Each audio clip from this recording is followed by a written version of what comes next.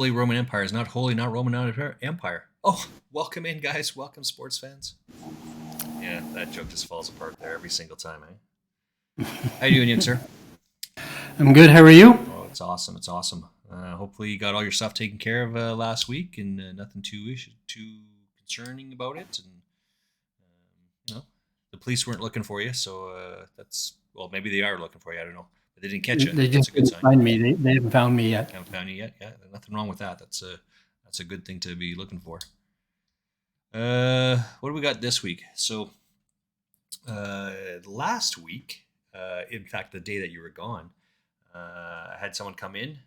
Alex is his name, and so more about scheduling, right? I think I'm still going to be streaming 3 days a week for World of Warcraft, and this podcast, this thing that we have, this episode, it just depends on a couple different factors, right? So we kind of flow with it. Monday, or so we normally would do this on Tuesday and a Thursday or something like that. It just didn't work because you had other conflicting things, so we adjusted for tomorrow. And tomorrow actually is me. I have something going on, so I can't make it tomorrow.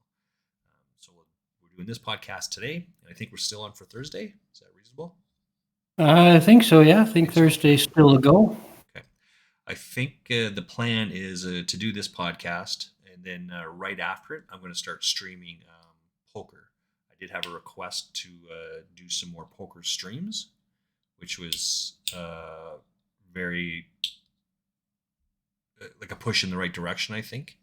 I have been Hmm. playing a little bit, but haven't been streaming any of it. Um, and so by having the schedule up, I think I've got the schedule up down there, but maybe not. Um, you can see that I'm going to stream 3 days for World of Warcraft. 2 days we're going to do this, and then the 2 days right after this, I'm going to stream poker. So kind of get all of it together, right? So that's exciting. That's fun. A little bit more structure is what we're always looking for, right? So Yeah. okay, you know the format, everyone. Just so you know, I am a new Frostmaid. This is my co-host. Who cares? Exactly.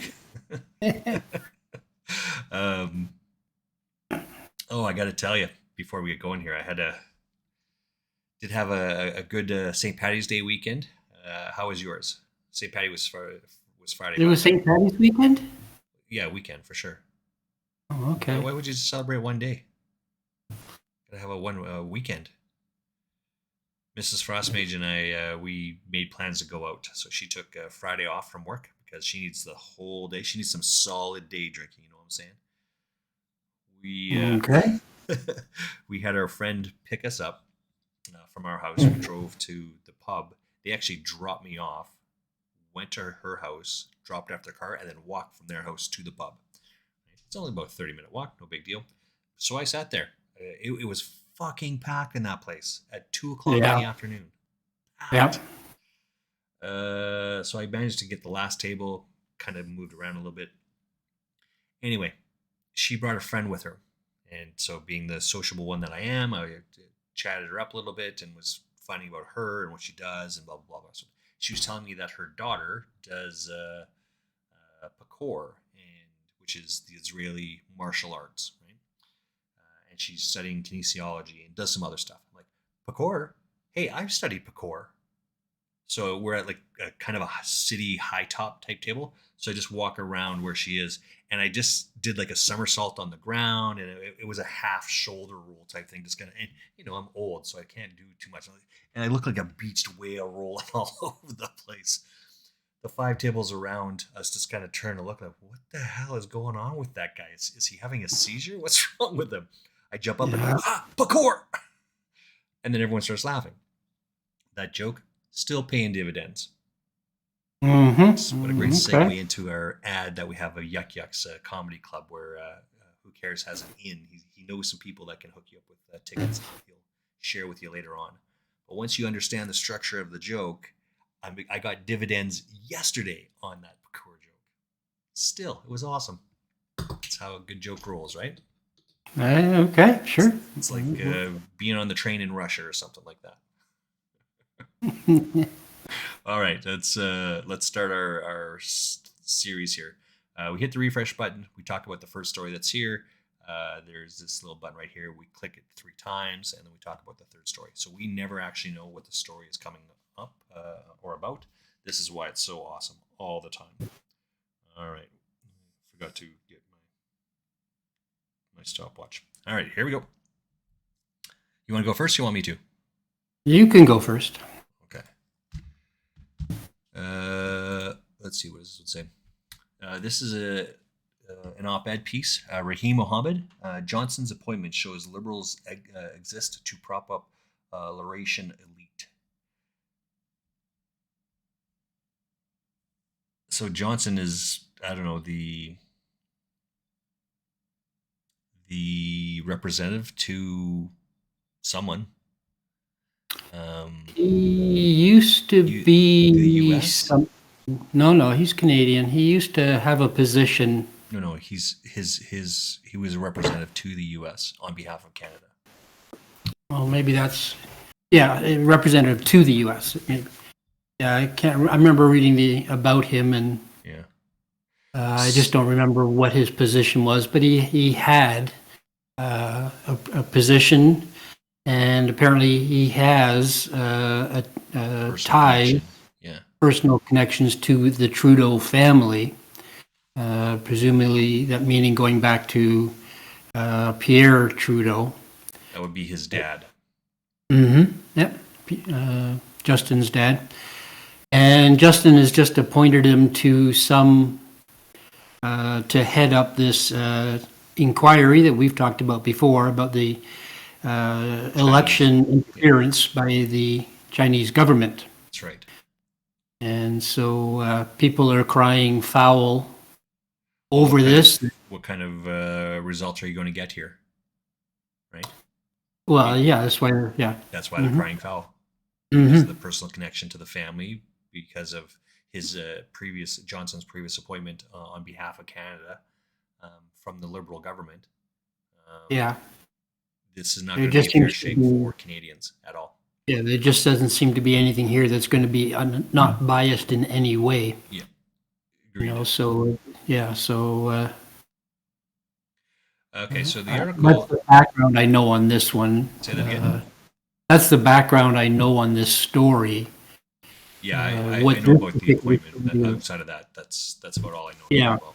Yeah. This is an op-ed piece by Raheem, so he's just sharing what he thinks about it. And this appointment here, this Laurentian elite, this is not anything new. And for there to be change, probably in the country, you'd have to go against that Laurentian elite. This is why the West is always so upset every federal election to feel that the election is already decided by the time they start counting votes in Saskatchewan West. Right? In order to win the federal government in this country, you have to win Quebec or you have to win Ontario. And once you've got one, then it's so much easier to go the other way. Right? Mm-hmm. Yeah, unfortunately, the population, once you start hitting out west, and the number of ridings just isn't enough to counter the number of ridings between Quebec and Ontario. I mean, Atlantic has the same problem. I mean, for all intents and purposes, they're just padding, just as Alberta or the Western province are. They're just padding to what you get in Quebec and Ontario.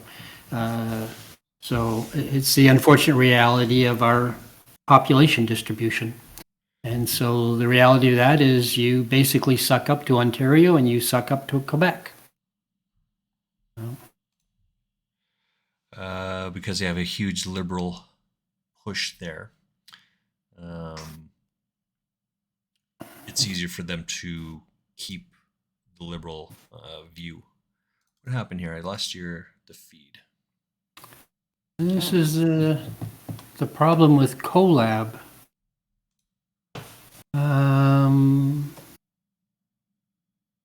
Let me try stopping and restarting on this side. Try going into Colab and rejoining. It only gives me the option to send a new link to you. Yeah. We've been having this problem with Colab out of Streamlabs, and I am in contact with support at Streamlabs over this. I brought this up just recently with them. And we have a report that we just got with this session to send back to Streamlabs. Let's generate another report, please, Noob. Just like we did, settings and get support or something it's called, and then click on that link and send me another link. Okay. And then I will send both links to them. The first link that we took was before we were actually streaming.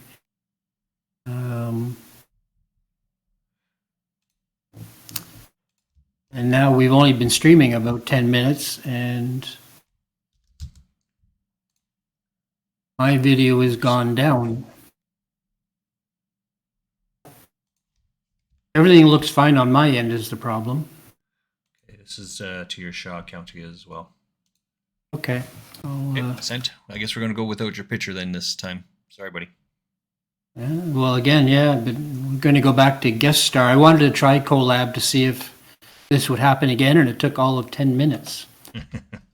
So, Canada's close geographical and cultural proximity to the U.S. has some strange effects on our politics. Yes, it does. One of the oddest is pushing the Liberal Party of Canada to wear the woke, anti-racist clothing of its American counterpart, the Democrat Party. Yet at its core, the Liberal Party exists to serve the interests of the country, uniformly white, Laurentian elite of Western Quebec and Southern Ontario. This is the thing I was talking about earlier on. We have to break that, unfortunately. Party's commitment to anti-racism is just an act put on for purely political purposes. He's made no bones about his efforts to emulate the identity-driven politics of the former Barack Obama. Through his times politics, massively co-opted anti-racist themes from Democratic activities in the U.S. Trudeau memorably hopped aboard the Black Lives Matter bandwagon during the COVID-plagued summer of 2020. I think Who Cares and I were sitting at the same pub back-to-back years when they had the Black Lives parade go by within 1 day of each other. It was just a nice day and just happened to work out that way. Anyway, publicly taking a knee in honor of slain resident George Floyd. The sight of the mask-clad Prime Minister kneeling in support of racial justice made for a powerful image. It was almost enough to make you forget that this is a man who, by his own admission, wore blackface on more occasions than he could remember. Right? Now, again, he did that when so I think Trudeau is right short of 50, isn't he? Like 47, 48, 49, something like that. Okay. My understanding is those images were when he was a child, right? 25 years before, university age. I thought at least one of them had to do with a drama class that he was involved in or something. Oh, really? Oh, well, see, that was more than I knew. If that's the case, that makes it even worse, right? Well, I mean, again, that would be... When he's 40, you should know better than doing shit like that. When you're 22, you're an idiot and you don't know anything. Right, but when he was in a drama class, he was, like, I mean, at university. When he was in a drama class at university. Oh, okay. So that's in line with what I was saying then, right? So he would have been 20 years old. Yeah, I think that was when that actually happened. Yeah. And the recent bombshell revelations about Chinese meddling in the two elections have predictably sent Trudeau scurrying back to his tried and true anti-racist playbook, trying to delegitimize reports of Beijing's pro-liberal interference. But what else? Painting them as racist. Speaking last month, CISA swore on the Prime Minister ahead of the 2019 election, and we talked about this as well. One of the things this is a quote from Trudeau, one of the things we've seen, unfortunately, over the past years is a rise in anti-Asian racism linked to the pandemic and concerns being risen around people's loyalties. This guy's Han Dong is the Toronto Liberal MP. Outstanding member of the team suggests he's somehow not loyal. Canada should not be entertained. The mask going slip, revealing same as ever. When Trudeau reverted to his most primitive Laurentian instincts last week when he named former Governor General David Johnston. So that's the connection right there, right? Former Governor General. Okay. So he's actually the leader of the country. As an aside, the role of Prime Minister is not mentioned in the Constitution of Canada. Mm-hmm. The role of Governor General is. That's actually our link to England. Now, obviously, that's not how it happens, but when he named former governor as the special rapporteur who will oversee the closed-door investigation into possible Chinese election interference, which is exactly what Who Cares just talked about a couple minutes ago. 28 on, right? So this is going to be some problems. In appointing a close family friend to investigate possible foreign electoral interference benefiting his own party, Trudeau has once again betrayed a strong affinity for his fellow Laurentians. Trudeau's own inner circle is filled with those fortunate sons and daughters, including his one-time babysitter, Dominic LeBlanc, son of former Governor General Romeo LeBlanc. Did not know that, actually. Mm-hmm. Tend to draw from the same well when selecting key political appointees. Tiff Macklin was Trudeau's 2020 pick to lead the Bank of Canada. Is the son of former Brinks Bank executive and an alumnus of Westmont Selwyn House School and Lower Canada College. These are obviously higher education places in Ontario somewhere, Quebec. Just right, this is problematic. SNC Lavalin affair, which is the SNC Lavalin was accused of taking bribes, but because they have a huge office in Montreal, there was some legal interference. There was some interfering on the legal interference from the government, from the federal government. They got involved, yes. Yeah, which saw the Prime Minister himself attempt to run legal interference on behalf of the engineering giant, also based in Montreal. Further underscored just how closely intertwined Canada's political and corporate elite are. So again, by appointing Johnson here, it's not going to be good for Canadians. We're not going to get a fair shake at what's happening here. We're just not going to get anything that is derogatory towards Trudeau or the Liberals about this. Yeah, that's right. That they did do something, not saying they did do something wrong, but if there was something done wrong, it's not going to come out in this investigation, because he's not going to say or do anything. He's going to bury anything that looks detrimental to the Liberals and to Justin Trudeau. So, I mean... Yeah, I think you're absolutely bang on this. I don't disagree at all. I just don't know what Justin Trudeau is thinking here as far as... I think he'd be better off just not have doing anything at all. Right? Said, no, we don't need to do an inquiry. You're making a mountain out of a molehill, and try to shove the whole thing under the carpet. Instead, he goes and appoints somebody that's not going to be impartial in any way, shape, or form.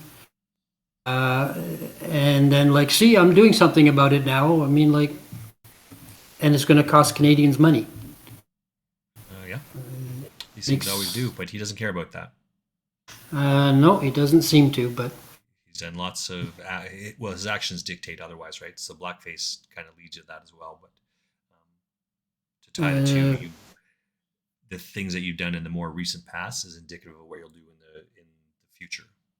Right? Mm-hmm. So shit that I did, and I did some bad stuff when I was a kid, when I was 15, 16, 17 years old. I don't want to be judged on those things now that I'm 30 years older than that. Mm-hmm. So this is the same thing. I'm not standing up for his blackface shenanigans by any stretch of the imagination, but I'm willing to let it go, as it were, because he was a kid when he did stupid shit. If he had done that... Yeah, it was also a different time.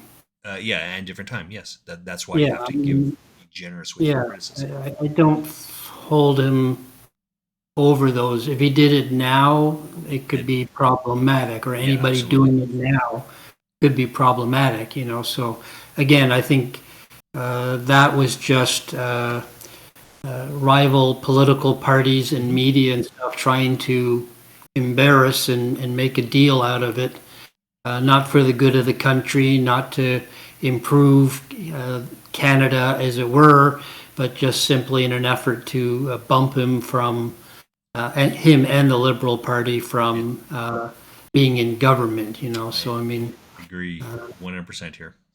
yeah, All right. but The uptick is that Raheem Mohammed is a freelance writer based here in Calgary.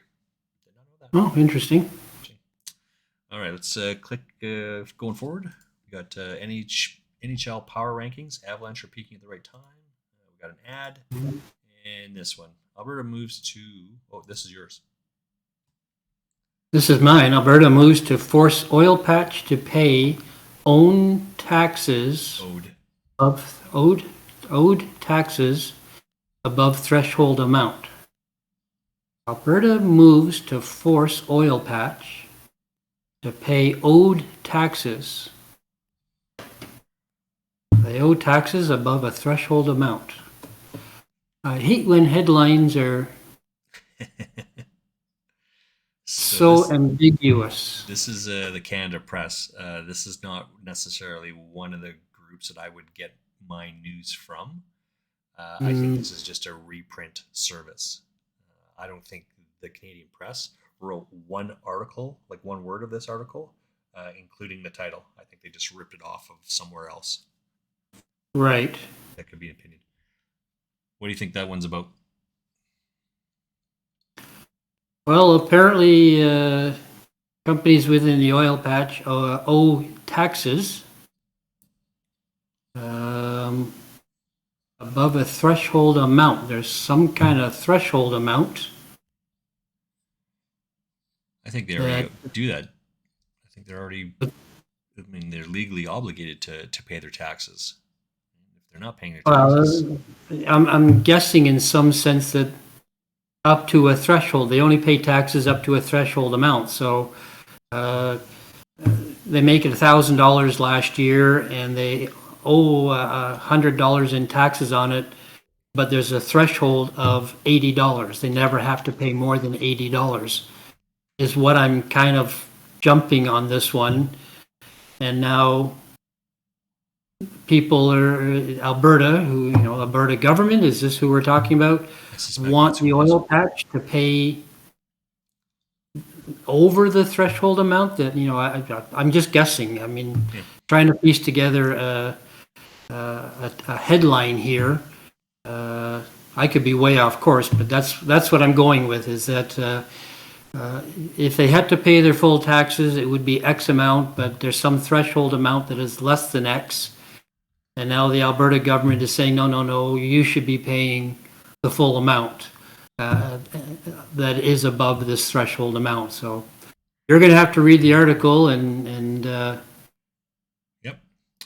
see what Uh, it's actually about. That's my guess. I don't know what your thoughts are. I think this might be related to a little bit about the abandoned oil well issue as well. There's lots of companies pay uh, both dividends and a fee to drill oil wells in the province. But in addition to that, there needs to be like they have to have some sort of funds for abandoning wells, so that the cleaning up of those wells aren't left to the people.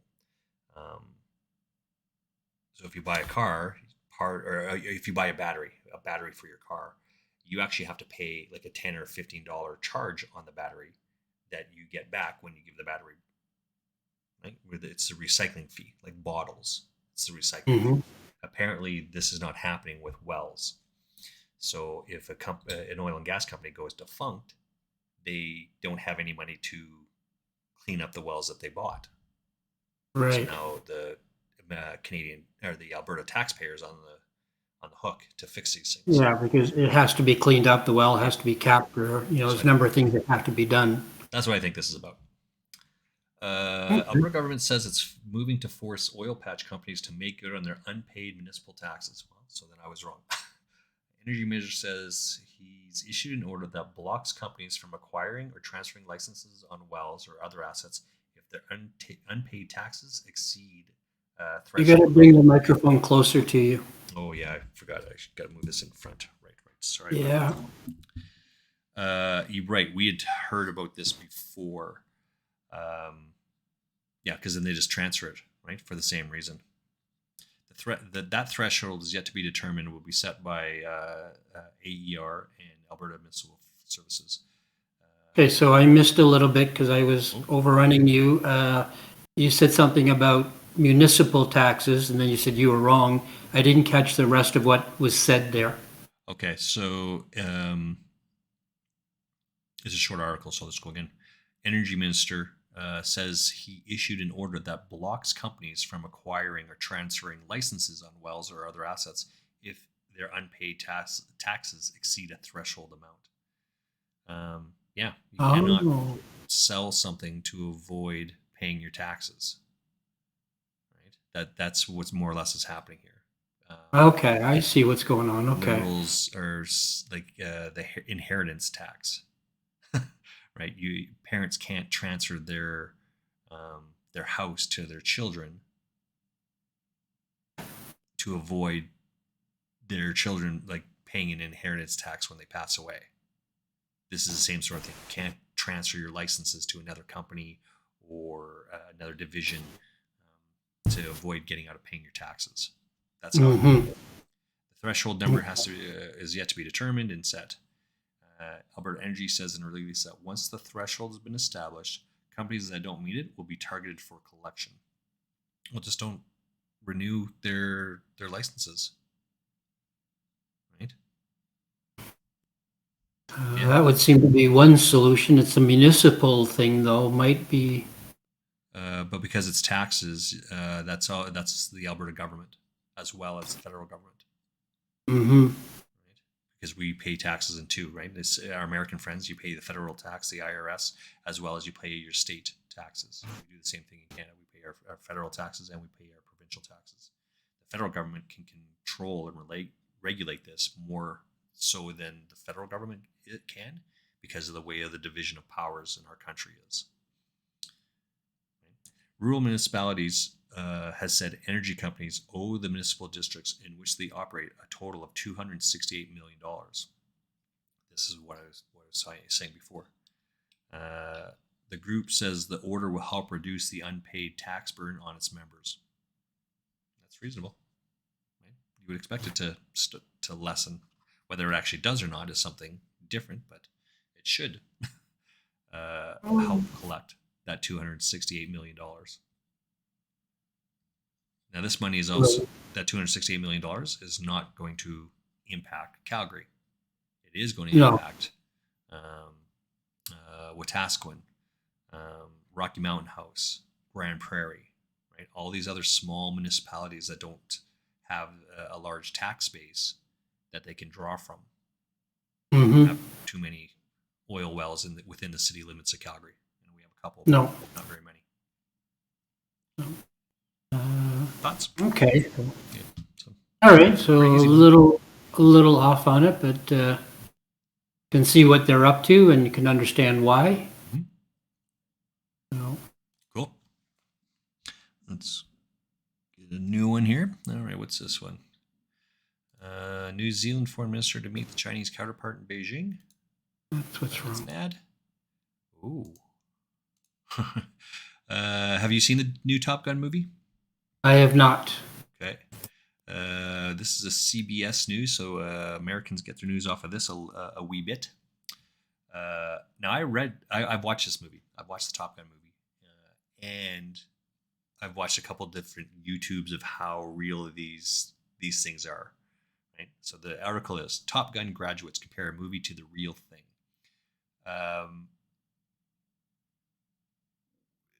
It was kind of a back-to-back thing. The YouTube video I watched, they said the original one from whenever that was, like 85-ish, somewhere in that range.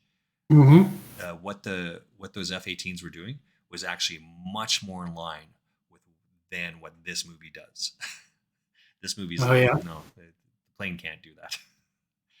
And these are real pilots, right? That are would know the stuff better. So Now, the interesting thing, though, is that they mounted 6 HIMAX cameras into these planes. yes, Uh, Now, of course, you're led to believe that Tom Cruise is the pilot when in fact he's the passenger. yeah, he's in the back. Yeah, Yeah, he's in the back, and the plane is being actually piloted by a proper pilot. yes, Um, but it's maybe it's just those scenes that you're talking about. Maybe a lot of the outside scenes are not as realistic. I don't know.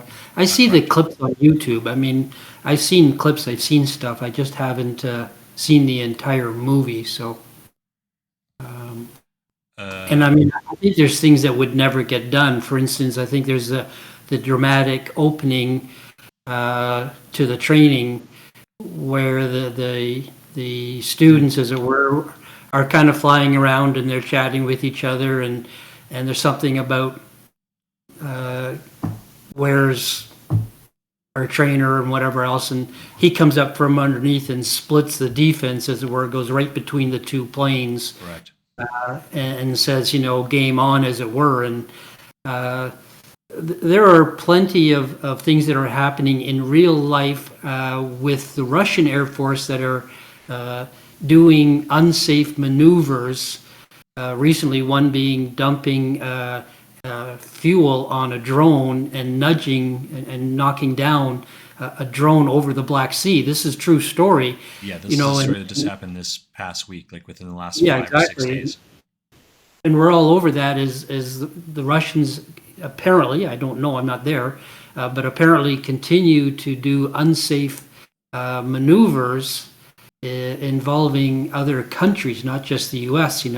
So when you come to a movie like this and he flies a jet between 2 other jets, it's like, yeah, that's, I don't think something like that would actually ever really happen. It would be incredibly unsafe, involving 3 pilots and $3 billion, aircraft. So, Yeah, but you want dramatics, so yeah. that's what people go to the movie theater see, and that's what they get. Top Gun was one of the highest grossing and most recognized films of 2025. So they actually filmed this thing before, and it was supposed to be released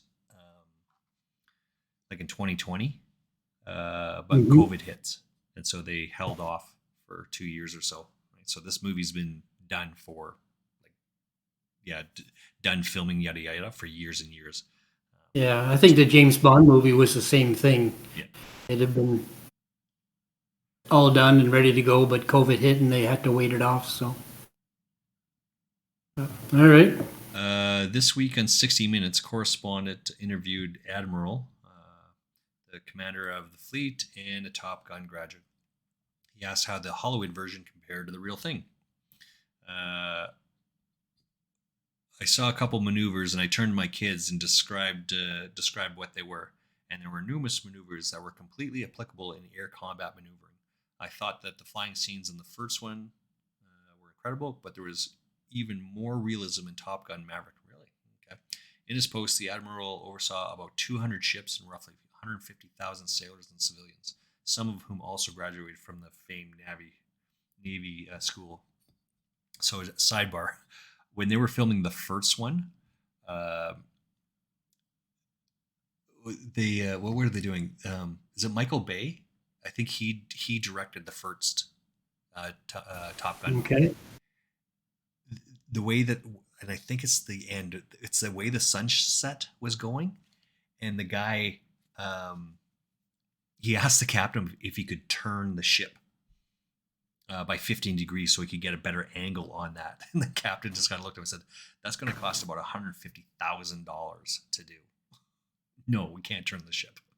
So Yeah. apparently, Michael Bay, the story goes, he just reached in his pocket, wrote a check for $150,000, and gave it to him and said, "Can you do it now?" So Yeah. the captain turned the ship. They got the scene; it was awesome, and the captain did it because he liked it. Now, as it turns out, I'm not sure if he actually tried to cash the check for reals or he framed it, but yeah.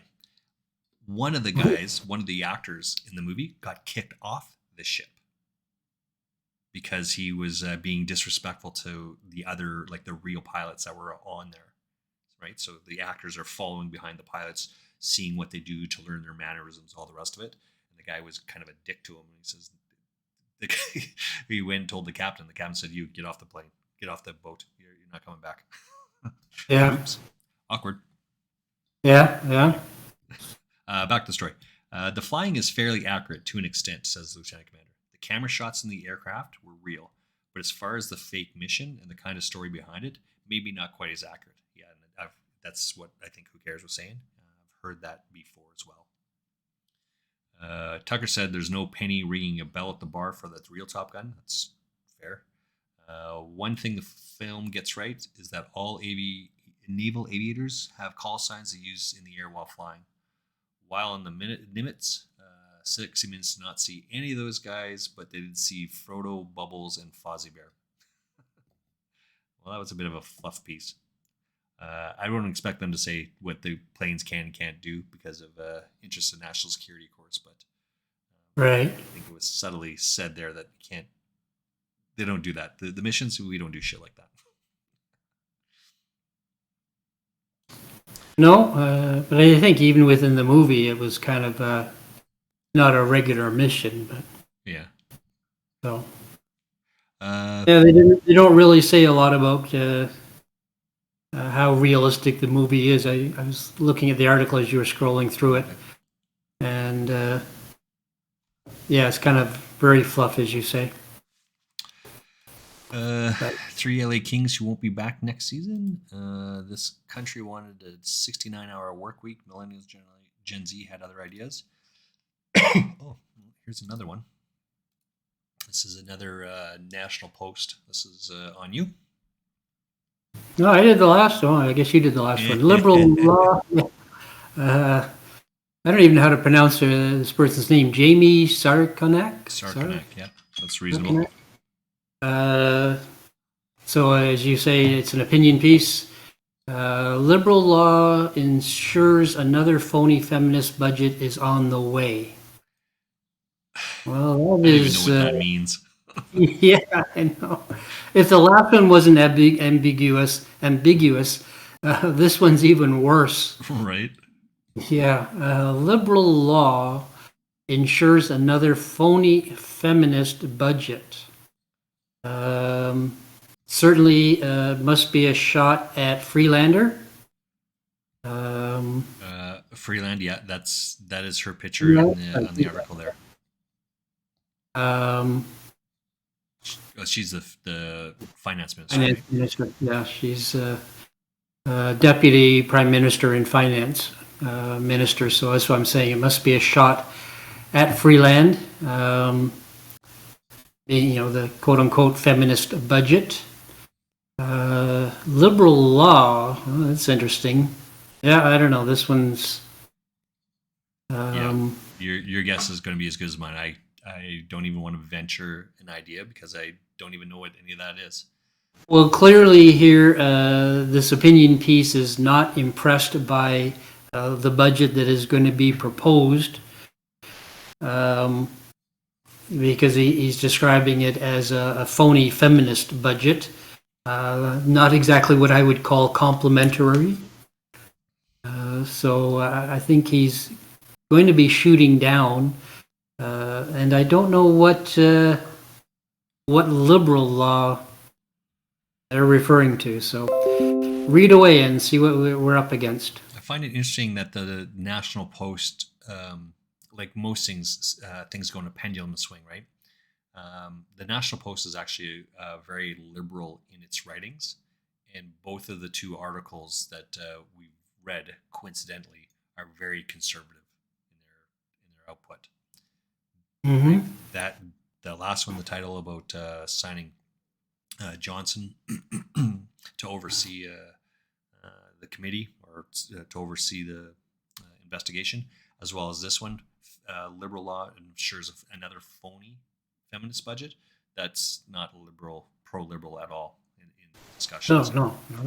All All right. Yep. The problem with the article goes, the problem with funding national defense, food production, and public infrastructure is that doing so primarily benefits men. So says a little-known budgeting law. Well, in 2018, the Liberals passed the Canadian Gender Budgeting Act. I had never heard of this. Yeah. It's a small law, 5-section only, that ties diversity, equity, inclusion to federal spending, which totaled $452 billion in the 2022 federal budget.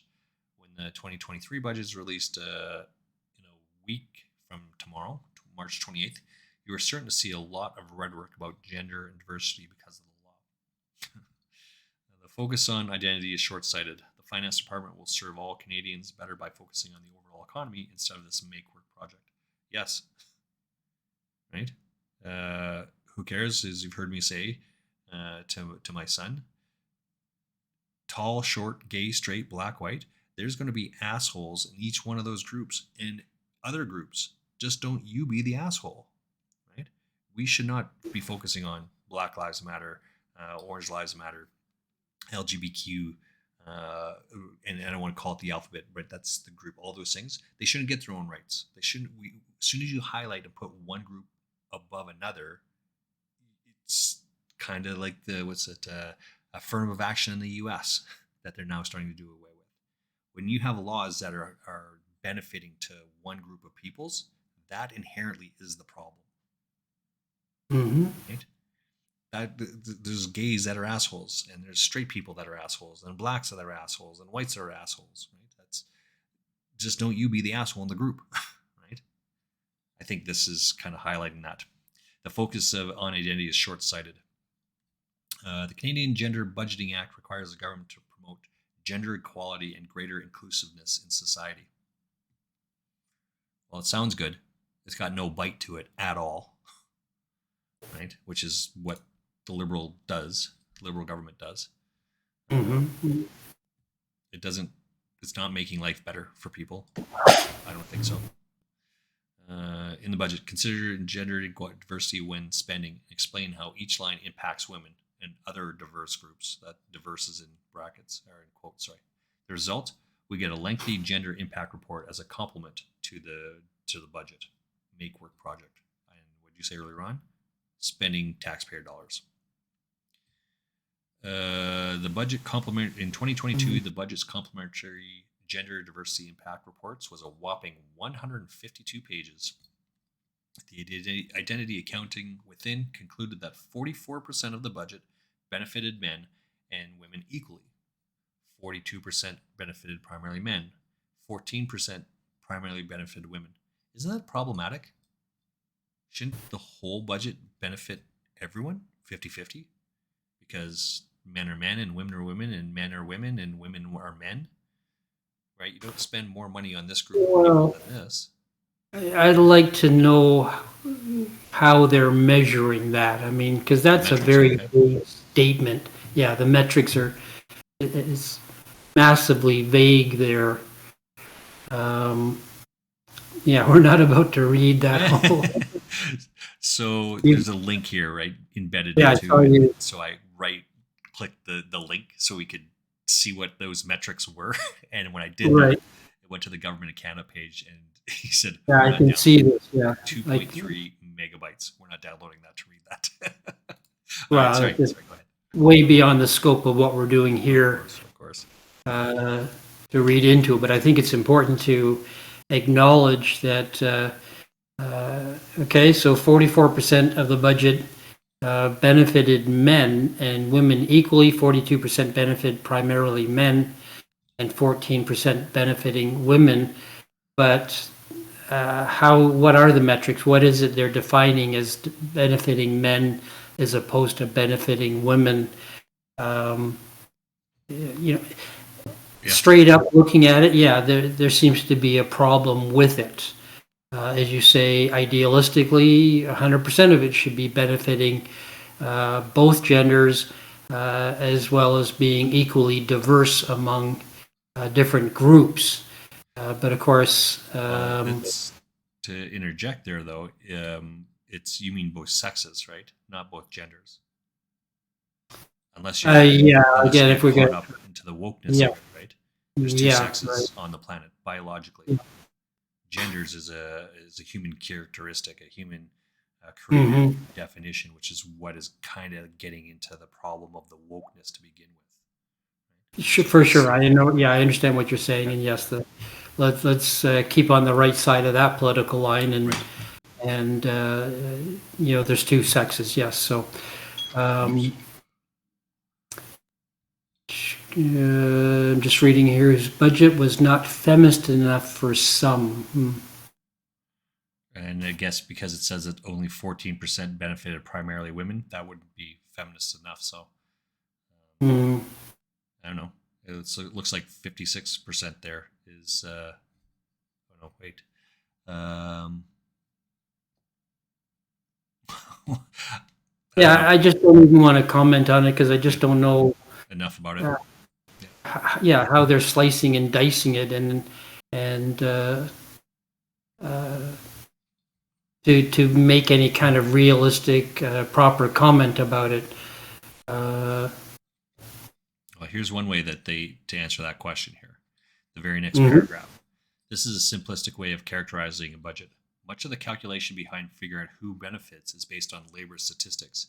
If spending on a certain measure leads to more jobs in male dominated industries, the feds will consider that measure to primarily benefit men, even if women benefit in other ways that don't have to do with labor.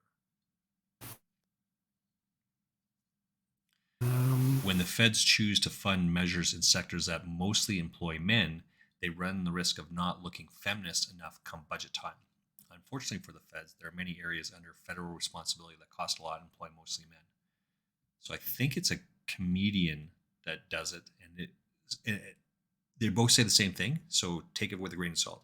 It's either James Patterson, who is a psychologist out of Toronto, who's being looked at and being forced to take sensitivity training, or it's a comedian that more or less is saying the same thing.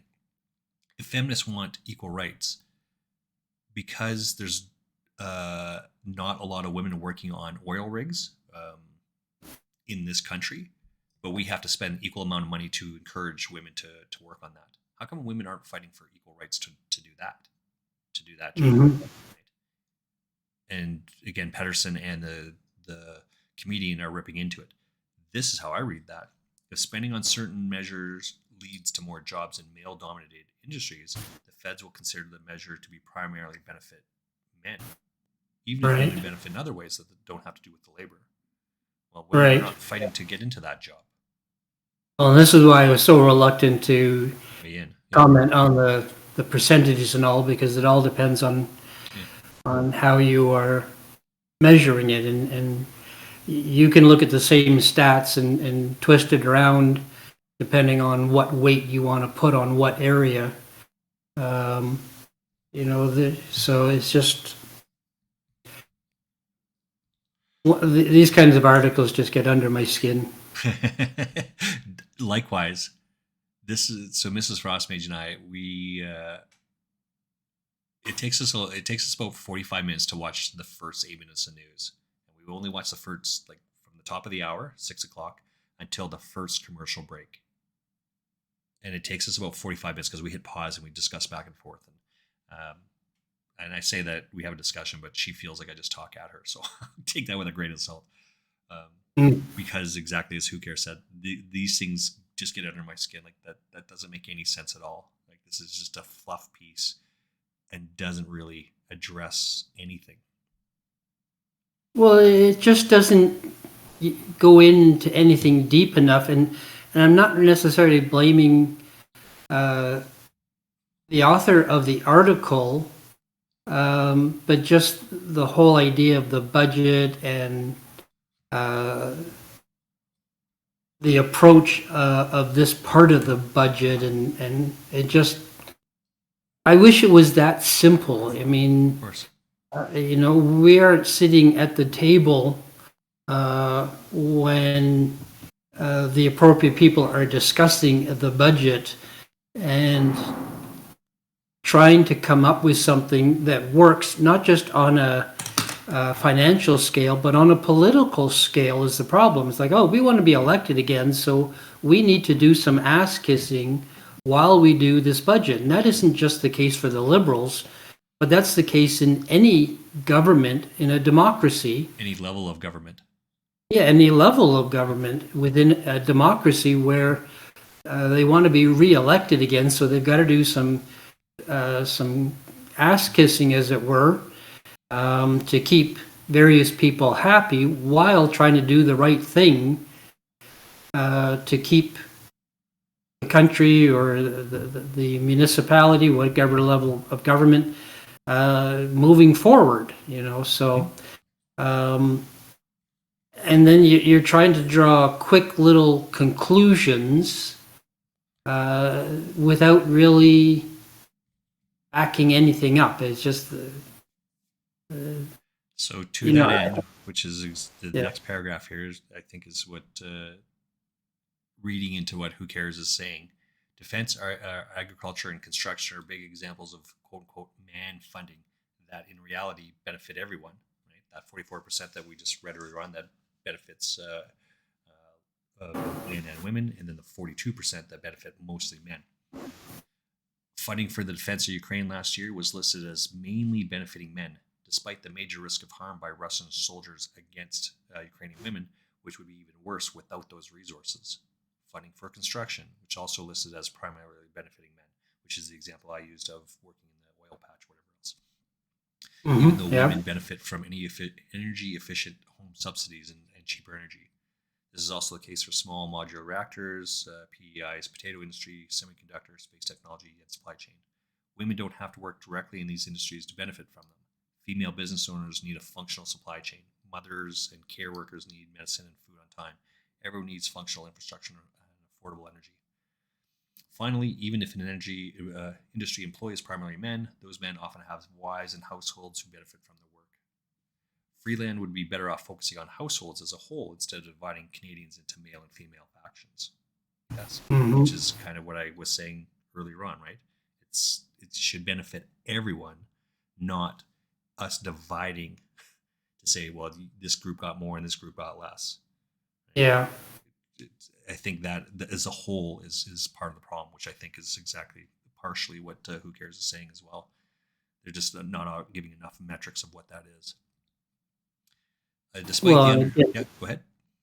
It's measuring the metrics that you want to demonstrate your point with. Yeah, right? Yeah, it's picking and choosing. It's cherry picking, right? Yeah, which is a logical fallacy. One of the 7 logical fallacies. If Freeland focuses, right. Despite the underlying good intentions of gender equality, the meticulous identity accounting behind the federal budget adds a reputational cost to investing in things that benefit all Canadians. If Freeland focuses on spending on infrastructure, defense, and construction, she risks being accused of tabling a gender unbalanced budget. And there it is. She has to do those things to avoid the very thing that they're trying to highlight. Right? So I don't know. This shit just drives me crazy all the time. And as I said, Mrs. Frostmage, she hates me talking about it. So we haven't watched the news together for a couple of weeks because it just drives her crazy, and she feels like I'm talking at her sometimes. She's like, we've already talked about this. It's true. Yeah. We talk about these same sort of things over and over and over again because they come back to the same thing over and over and over again. Last thoughts? Yeah. No, I think I've kind of expressed my aggravation. I am not going to read that Government of Canada piece to identify what the metrics are exactly. Too funny. Who cares? Welcome back, buddy. Glad you're here. Do you want to speak to about our advertisers? Oh, we can do that. Thanking Yuck Yucks Comedy Club in Calgary, and Calgary only, located at the located at the Elbow River Casino in Calgary. They are our sponsors. I am affiliated with the club. And if you want to come check out a show, I will gladly hook you up with some tickets. I will ask you to leave a comment either on Noob's Twitch here, or this will be uploaded to YouTube, and leave a comment there, and we will get back to you and coordinate and hook you up with some tickets. Come check out a show at Calgary. Yuck Yucks only cannot help you with the Yuck Yucks in Toronto or the Yuck Yucks in Edmonton or the Yuck Yucks anywhere else, so please don't try to hit me up for tickets there. But would gladly love to have you come see a show. Like I say, just leave us a comment and we will get back to you. I think I think it's 4 tickets. Is that right? That's what it was. Yeah, I'll basically do up to 4 tickets for you for sure. Yeah. So if it's just you and your wife, then that's fine. If you right. Okay. Excellent. Yeah, Thank you very much. What's that? Yeah, you and your wife, and bring another couple along and have a double date night out with everybody. Yeah, for sure. Excellent. We are working on good news. So part in terms of sponsorship, I haven't had a chance to, and we just have another minute or two here. Someone reached out to me last week with potential for sponsorship. So we might have I'm looking at another advertiser. I'm not sure that what they were offering though necessarily works with our programming. So okay, put it forward, right? I just got an email. It says this is what we want to offer you for your channel, and this is what we want in return for it. And it just lists all the different things, right? And the things that they were asking for, I just don't think works with my Twitch stream specifically. Okay. And there's reasons why that is, and we won't get into that. But the point being is that hey, we're open to advertising and getting your brand up here, as it were. You can see that right in the middle of our screen at the bottom there. We have the Yuck Yucks power that we have here, and we'll give a plug at the end of our podcast, as it were. So. I think, as I said earlier on, to who cares, that from a streaming perspective, I'm going to stream World of Warcraft 3 days a week minimum. Monday, Wednesday, Friday, something to that effect. We're going to do this podcast usually like on Tuesdays and Thursdays. Again, we're a little flexible with it because we have other things going on. We try and do that twice a week. And then right after this one, while I'm uploading to the YouTube channel, this episode, I'm going to start streaming poker.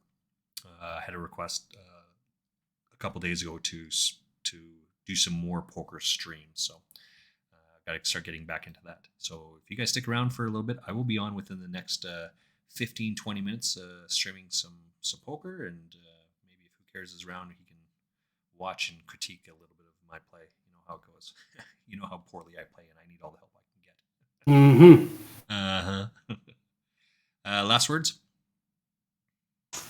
Yeah, come check us out on Thursday for our next one. Was noon, 12 o'clock Mountain Time. Yeah, Mountain Time. 12 to 1, I think, right? It's 12 to 1. I was going to say, we'll do another, we do an hour broadcast. And see what stories we come up with there. These ones today, a little light, we've had some ones that are really good articles, and we've delved into quite deeply. Yeah. Well, the one time that we went long, right? We went like an hour and 20 minutes or something. Something like that, yeah. So I mean, 2 stories back to back that we ran. So we stream about 8 minutes per story.